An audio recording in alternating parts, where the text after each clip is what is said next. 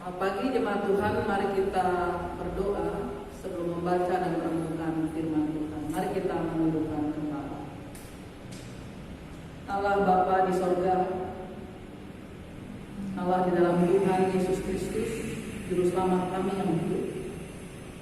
Di tengah-tengah sukacita Paskah hari ini, kami akan mendengarkan sabda-Mu yang kudus. Kiranya Roh Kudus Tuhan menuntun kami, agar firman yang kami dengar dapat kami pahami dengan baik dan juga dapat kami lakukan dalam hidup kami dari hari ke hari. Dalam pengasihan Tuhan Yesus Kristus, Juru Selamat kami yang hidup, kami berdoa kepada Bapa di surga. Amin. Injil Yohanes pasal 20 ayat 1 hingga 18. Kita baca dan kita renungkan. Hari Raya Paskah. Pada hari pertama minggu itu, pagi-pagi benar ketika hari masih gelap, berdirilah Maria Magdalena ke kubur itu. Dan dia melihat bahwa batu telah diambil dari kubur.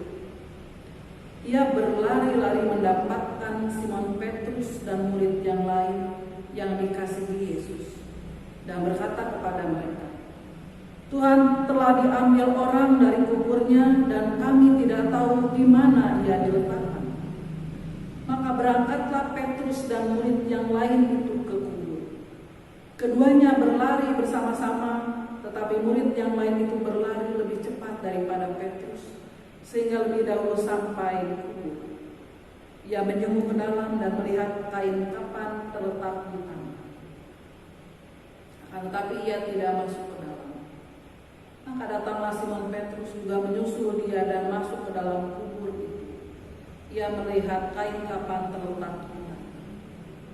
Sedang kain peluh yang tadinya ada di kepala Yesus tidak terletak dekat kain kapan itu, tetapi ada di samping di tempat yang lain dan sudah terbunuh. Maka masuklah juga murid yang lain yang lebih dahulu sampai di kubur itu, dan ia melihatnya dan percaya. Sebab selama itu mereka belum mengerti isi kitab suci yang mengatakan bahwa ia harus bangkit dari antara orang mati. Lalu pulanglah kedua murid itu ke rumah. Tapi Maria berdiri dekat kubur itu dan menangis.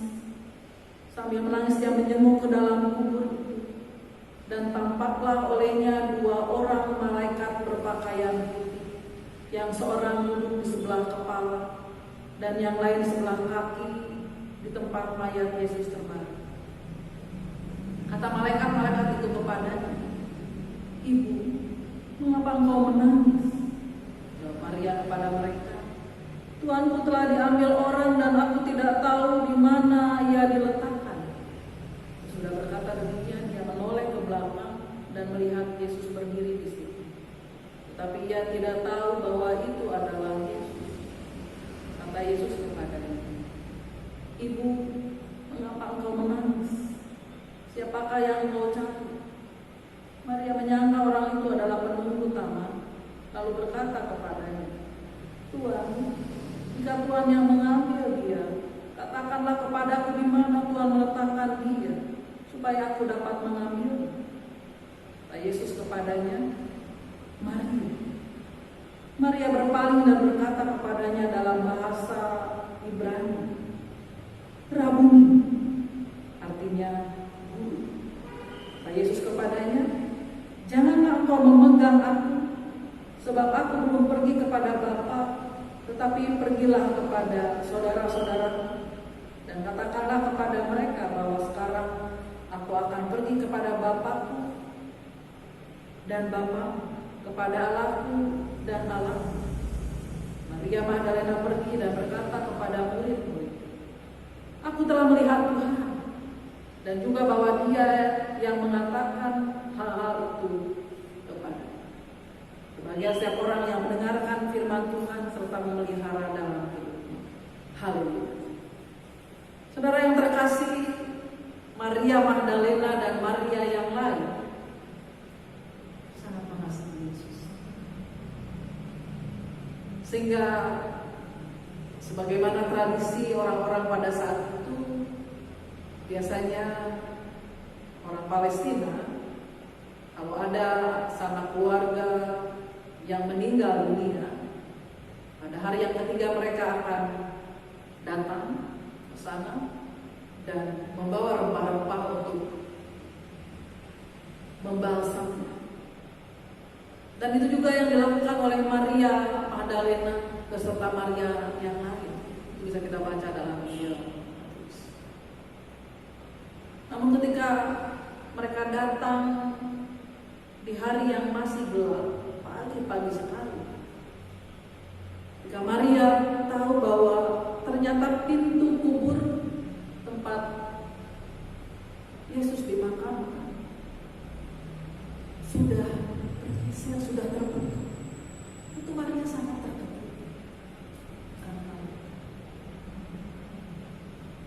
Maria tidak mungkin merasakan situasi seperti itu sendiri. Dia merasa perlu berbagi cerita dengan murid-murid yang lain. Karena ketika tahu bahwa kubur itu sudah terbuka, maka Maria pun bergegas kembali ke kota dan menyampaikan apa yang terjadi di makam guru. Akhirnya Maria Magdalena beserta dengan murid-murid yang lain kembali ke kubur itu, kembali ke pemakaman itu. Petrus dan Yohanes menyaksikan bahwa pintu kubur itu sudah terbuka. Petrus masuk ke dalam dan ditemukan hanya kain kapan dan kain pengikat kepala Yesus.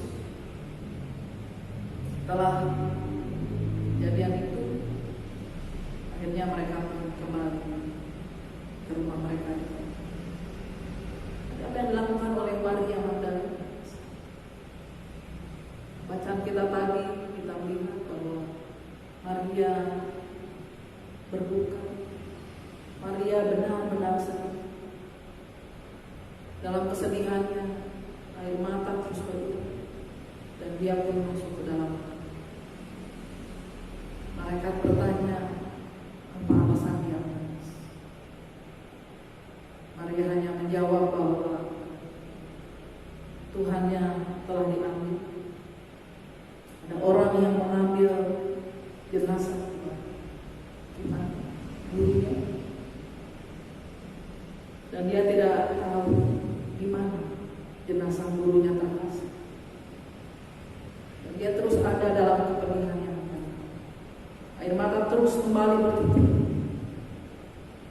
Tidak lama berselang, Yesus pun datang dan bertanya kepadanya, seperti pertanyaan yang diajukan oleh malaikat itu. Kata Yesus kepada Maria, "Ibu, mengapa engkau menangis? Siapakah yang engkau cari?" Maria menyangka orang itu adalah penunggu taman. Dia juga kembali menjawab, orang yang bertanya yang dia tidak tahu bahwa itu adalah Yesus.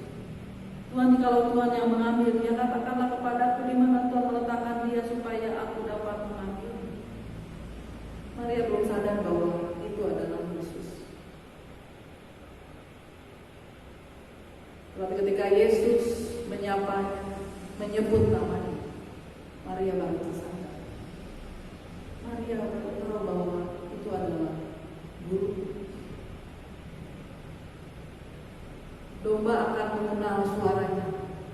Barangkali katakan begitu. Yesus adalah gembala bagi Maria. Dan Maria mengenal, oh, itu benar-benar suara Yesus. Itu saja Maria bergirang atas. Maria bersukacita, Maria senang. Tapi bagaimana respon Yesus? Karena ketika saat itu Maria ingin menyentuh Yesus. Yesus katakan, "Jangan kau memegang aku sebab aku belum pergi kepada Bapa, tetapi pergilah kepada saudaraku dan katakanlah kepada mereka bahwa sekarang aku akan pergi kepada Bapakku dan Bapa, kepada Allahku dan Allahku." Ungkapan itu juga masih mengandung makna bahwa terpenting Maria tidak terhanyut dalam sukacita yang terjadi, karena Maria diminta oleh Yesus untuk menyampaikan berita sukacita Paskah, berita kebangkitan diri. Yesus ingin berita kebangkitan dirinya juga menjadi bagian murid-murid yang lain. Karena di tengah-tengah ketika dan masih rasa takut masih melanda diri, Maria serta perempuan yang lain juga bergegas menyampaikan berita Paskah kepada murid-murid yang lain. Tentu saja lewat kesaksian Injil, secara khusus Injil Yohanes pasal 20 ini, kita bisa melihat bahwa berita Paskah, kebangkitan Yesus itu mula-mula dialami oleh perempuan. Para perempuan ini menjadi saksi pertama atas peristiwa kebangkitan Yesus. Berita Paskah juga Bapak Ibu Saudara tentu saja memiliki makna yang luar biasa, memberi makna pengharapan bagi setiap orang percaya. Dan tentu saja panggilan untuk menyampaikan berita Paskah ini juga menjadi bagian kita sebagai gereja, bahwa Kristus benar-benar bangkit. Paulus katakan, jika Kristus dibangkitkan, maka sia-sialah iman kita. Kita bersyukur atas peristiwa kebangkitan Kristus. Jadi peristiwa kebangkitan Kristus memang benar-benar ingin memberikan pengharapan. Harapan bagi dunia ini yang saat ini bersedih, berduka. Di tengah-tengah serangan pandemi COVID-19 saat ini, kita juga dipanggil untuk memberikan pengharapan bagi dunia yang juga mengalami hilang pengharapan. Karena kita sebagai gereja juga percaya bahwa Ibu Saudara, Paskah adalah bentuk pengharapan yang memang Allah sediakan, Allah selenggarakan bagi umat manusia. Paskah menjadi berita pengharapan saat ini di tengah-tengah serangan COVID-19 yang mendera. Dari hari ke hari, terutama di negeri kita tercinta Indonesia, kasusnya bukan semakin berkurang, semakin banyak orang yang terpapar. Dan berita Paskah bisa kita sampaikan di tengah-tengah situasi kondisi bangsa saat ini. Pengharapan Paskah juga boleh dirasakan, dialami bagi kita yang mengalami kepedihan dan duka cita karena ditinggal oleh orang-orang yang kita kasihi dan mengasihi kita. Berita pengharapan Paskah juga menjadi milik bagi mereka yang mengalami putus asa karena perekonomian dan kesulitan. Harapan Paskah menjadi milik para buruh, para pedagang kecil, juga orang-orang yang terkena pemutusan hubungan kerja atau PHK. Kita tahu ada banyak orang yang mengalami PHK.